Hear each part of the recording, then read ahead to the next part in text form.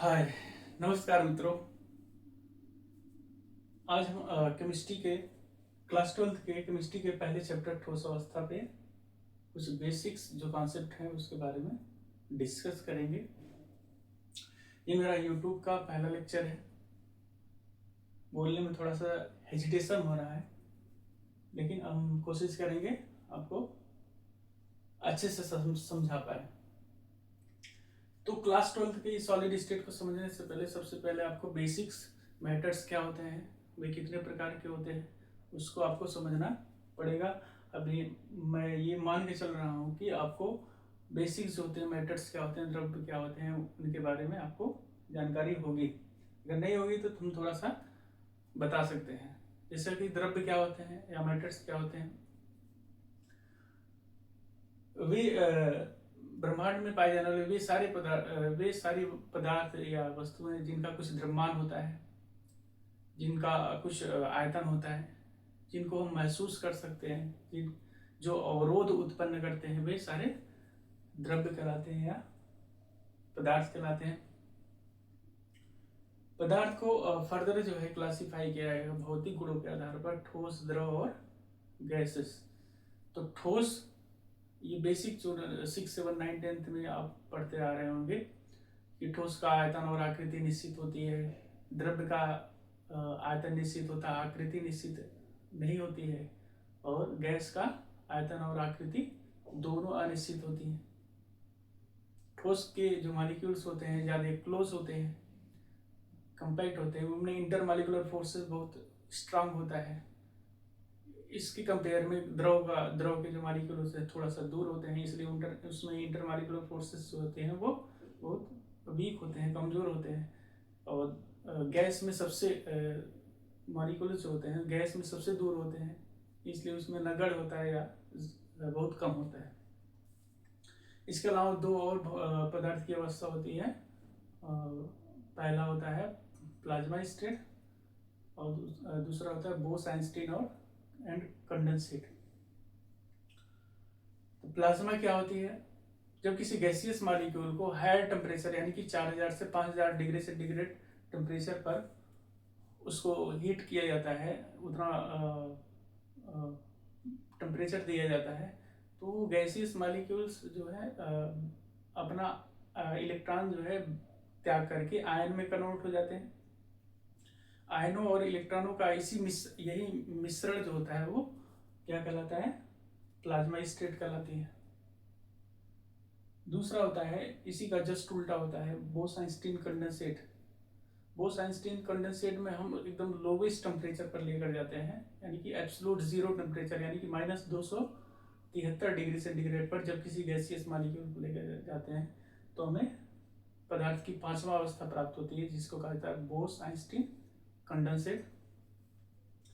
तो ये बेसिक थी। बेसिक्स के बाद हम आगे आएंगे इस टॉपिक पे, ठोस अवस्था क्या होती है। तो ठोस अवस्था जैसा कि यहाँ पे हमने लिख दिया है, पदार्थ की व्यवस्था जिसमें अवयवी कण यानी कि परमाणु अणु या आयन प्रबल अंतरा आणविक आकर्षण बलों द्वारा जुड़े होते हैं, ठोस अवस्था कहलाती है। इसका आयतन और आकृति क्या होती है? निश्चित होती है।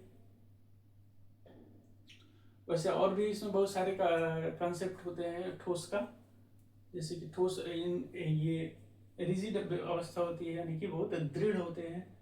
ये इनकम्प्रेसिबल होते हैं, यानी कि इनमें असंपीड्यता की गुण पाई जाती है। इनका गलनांक और क्वथनांक बहुत उच्च होता है। फर्दर जो है ये दो प्रकार के होते हैं, क्रिस्टलीय ठोस और अक्रिस्टलीय ठोस। क्रिस्टलीय ठोस क्या होते हैं? वे ठोस पदार्थ जिसमें अवयवी कण एक निश्चित ज्यामिति में व्यवस्थित होते हैं। इनमें कणों की दीर्घ परास व्यवस्था होती है। जैसा कि यहाँ एग्जांपल दिया है, सोडियम क्लोराइड का हमने एक क्रिस्टल स्ट्रक्चर बनाया हुआ है, सोडियम प्लस। इसमें जो सोडियम और क्लोरीन की जो व्यवस्था है एक फिक्स्ड है, निश्चित ज्यामिति में है, कि अल्टरनेट है, एक सोडियम है फिर क्लोरीन है फिर सोडियम फिर क्लोरीन, ऐसे ही इन आयनों को व्यवस्थित किया गया। अब और भी इसमें क्रिस्टलीय ठोस में और भी कॉन्सेप्ट होते हैं। क्रिस्टलीय ठोस जो होते हैं इनका क्वथनांक जो होता है बहुत अधिक होता है, उच्च होता है। और ये विषमदैशिक होते हैं,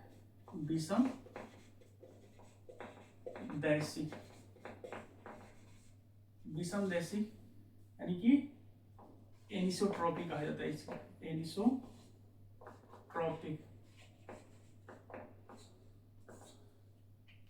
विषमदैशिकता होती क्या है? जैसे कि यहाँ पे एक क्रिस्टल स्ट्रक्चर हमने बना दिया है, इसमें अगर हम 2-3 लाइन ड्रा करें तो लाइन ड्रा करने से ये क्लियर आ रहा है। एक लाइन ये ड्रा हमने कर दी है, एक लाइन ये ड्रा कर दिया, और एक लाइन ऐसे भी ड्रा कर सकते हैं। इस लाइन में देखेंगे हमको सारे के सारे केवल सोडियम आयन देखने को मिल रहा है। इस लाइन में देखेंगे तो हमको केवल क्लोरीन माइनस आयन देखने को मिल रहा है। लेकिन इस लाइन से देखेंगे तो क्या होता है, एक क्लोरीन है, फिर सोडियम, फिर क्लोरीन, फिर सोडियम, फिर क्लोरीन, फिर सोडियम। यानी कि अलग अलग डायरेक्शन में जाने के बाद आपको ये देखने को मिल रहा है कि अलग अलग आयनों की जो है अरेंजमेंट है। अब अलग अलग अरेंजमेंट होगा तो इसका अगर हम कोई भी रिफ्रैक्टिव इंडेक्स यानी कि अपवर्तनांक हुआ, चाहे वैद्युत चालकता देखें, अलग अलग डायरेक्शन में क्या आएगी, अलग अलग आएगी। तो इसलिए ये विषमदैशिक होता है, मतलब कि अलग अलग दिशाओं से अगर मेजर करना चाहेंगे तो इसमें विषमता आ जाती है, और इसी को इंग्लिश में कहा जाता है एनिसोट्रॉपिक नेचर। उसका दूसरा पार्ट है अक्रिस्टलीय ठोस। अक्रिस्टलीय ठोस में इसी का जस्ट उल्टा हो जाता है। वे ठोस पदार्थ जिनमें अवयवी कण एक निश्चित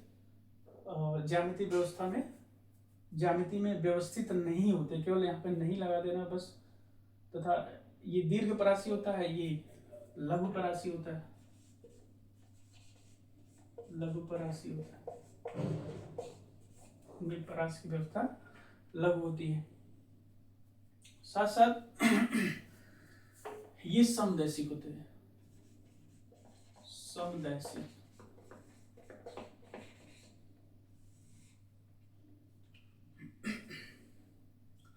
इनको एक और नाम से जाना जाता है, इनको कहा जाता है अतिशीतित द्रव।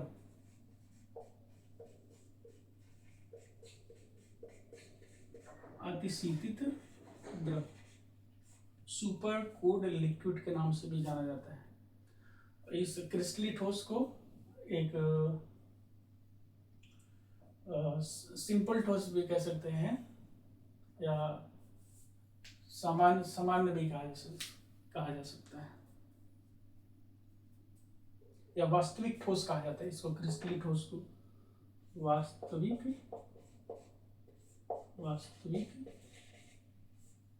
ठोस।